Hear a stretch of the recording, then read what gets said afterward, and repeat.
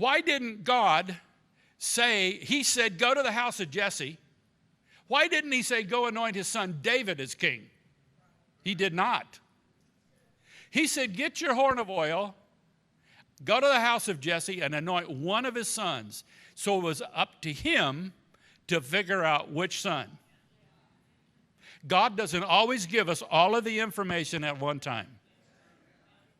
But when you take a step of faith, when you take the horn of oil and you set your feet out to go towards Bethlehem, to the house of Jesse, God will give you the rest of the information. So when he says, is this all your sons? This is the way I'm thinking. Oh, I've seen all of the sons. He's invited all of his sons to the supper or to the feast. And you've rejected all of them? God, you got a sense of humor. You're putting me in a bad position, God.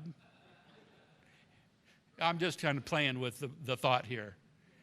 The reality was the son was not there, and he still had to search him out. And he says to Jesse, are these all of your sons? And he says, no, I have one more. He's the youngest. And we didn't invite him to this feast. And Samuel said, I'll not sit down to eat until he comes. And when he walked into the back door, the Lord spoke to his heart and said, anoint him. He is the one. And when he did that, they poured the oil on his head and blessed him. And the scripture says, he says, arise, anoint him.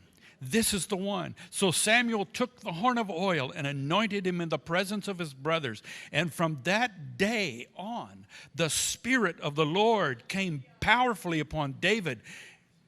And Samuel returned to Ramah. He did his job, but God did his job.